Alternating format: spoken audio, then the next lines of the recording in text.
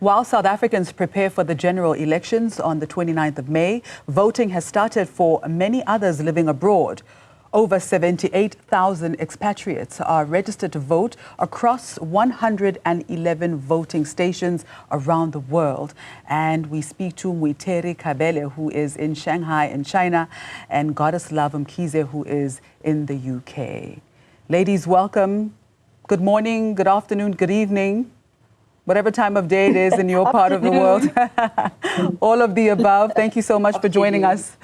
Goddess, let me start with you because I understand you're en route. So just in case we lose you, first and foremost, you are in the UK. Could you just give us a time of day where you are at this point in time?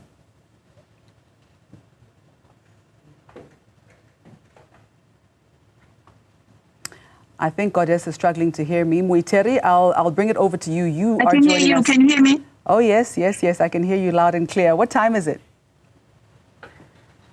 It's 6:34 in the morning. 6:34 in the morning. And I believe that you are on your way to go and cast your vote. Yes, I'm still on my way to Trafalgar Square, yeah. That is fantastic. So tell us about where you will be voting and exactly the choice of your vote, casting your ballot at that particular location. What options were available to you? Well, firstly, I'm going to tell you, Uguti, I'm going to vote at Trafalgar Square in our embassy. As far as the choice of my vote,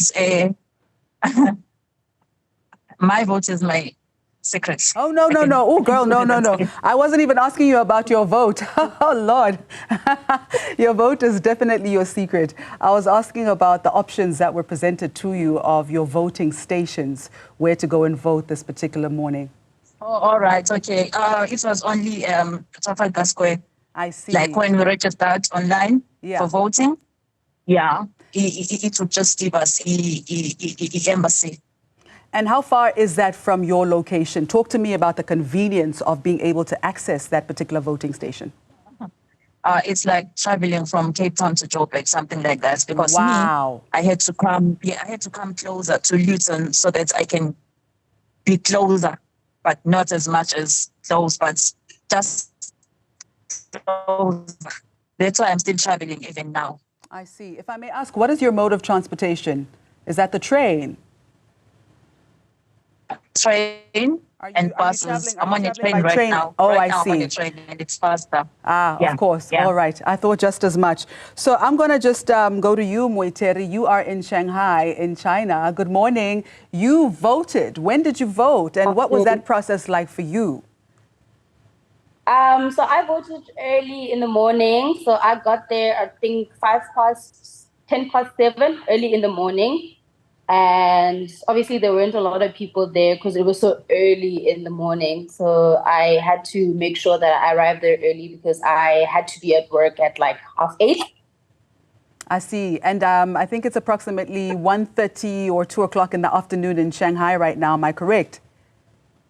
Yes. It's like 22:02. Ah, gotcha. So tell us about your lived experience. I mean, what was that feeling like? What was the experience like? Was it convenient? How far was it from your place of residence in terms of accessing your voting station?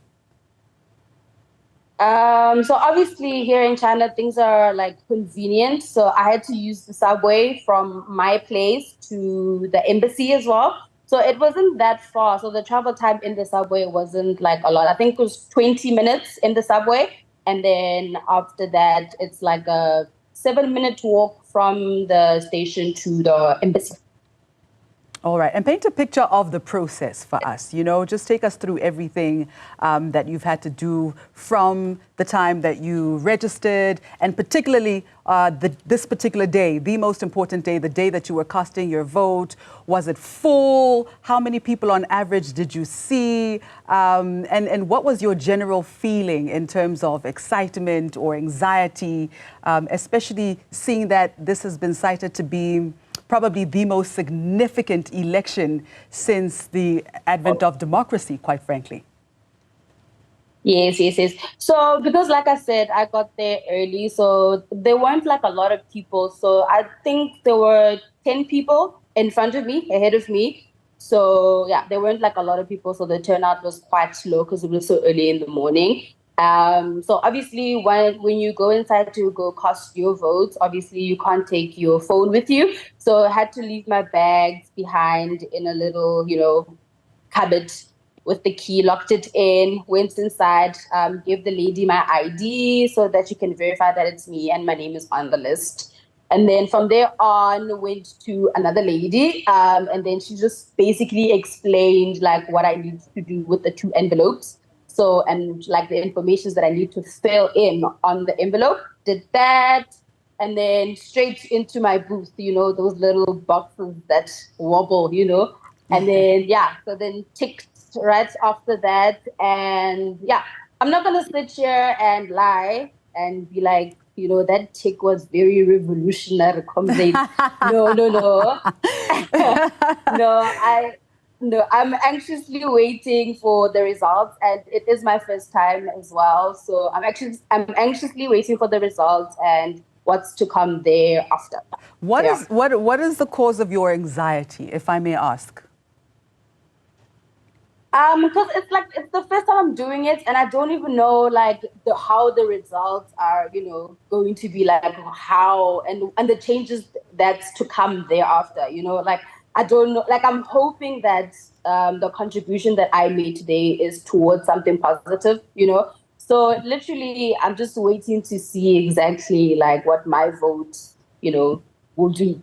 Well, look, every vote counts. But Goddess, let me bring it back to you. So we're hearing from Moitheri about the little bit of anxiety that she has ahead of the actual election results, and to see what the potential outcome could be for all of us, quite frankly.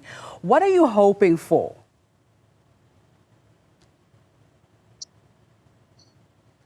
Goddess? Oh, sorry, you're back to me. Yes, ma'am. So especially as a South African living in the diaspora, what are your hopes for, I would imagine, a new South Africa? Right. Yes, of course. I'm hoping for a new South Africa. I'm hoping for better changes. I'm hoping that our vote this year should be a vote to change people's life, especially when it comes to bringing back people's dignity, especially Black people's dignity. I'm hoping for better life for everybody, all South Africans, but especially Blacks, those who've been suppressed, those who are living in Emikukwini, those who doesn't have jobs, those who are lacking, people doesn't have food, children, they live under the bridges, Badla Inyaupe.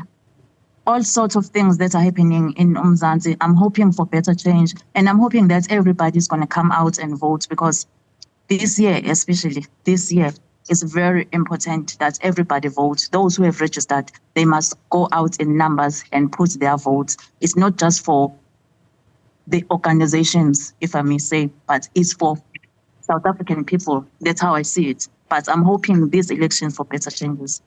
I love that even though you are living abroad, but you are so invested in ensuring that you cast your vote, that you are traveling right across the country to make sure that you do that. You say that this year especially is an important year, it's an important election. Very important. Why so? Important, very important and historic, because if you may look back, 30 years ago, we voted for the first time. I was there. I was already qualifying to vote. We voted, we took out the apartheid government at that time. So I don't know, this is the 30th year. I don't know this time around what's going to happen. But of course, something needs to happen, and something must happen, because it just needs, some things need to change. Something needs to change. Something needs to change. And I think every South African, wherever they are, whoever you are, you can actually see, and you know that something needs to change. It can't be like this. So these elections of this year, it means a lot, and it's very important. Well, thank you very much. I've been telling everybody here. I've been telling everybody here in the UK that people come out in numbers. We need to vote. We need to vote. We need to vote. Earlier on, I was on them again about registering. Have you registered? Each time somebody is calling me, picking a call, before you start saying whatever you want to say, have you actually registered? Have you registered? Yeah. Yeah. So well, yeah, it's very important. Yeah. Looking forward to votes now. I'm just looking at the time. Thank you for lending. Thank you for lending your voice, and thank you for your time. Quite frankly, I mean, this is truly an investment into the future of the country. Ladies, I'd like to thank the both of you for taking the time out of your day to have this conversation with me, and thank you for sharing your experience, Moitheri. And we look forward to hearing all about your experience, Goddess. The both of you, may you enjoy the rest of your day.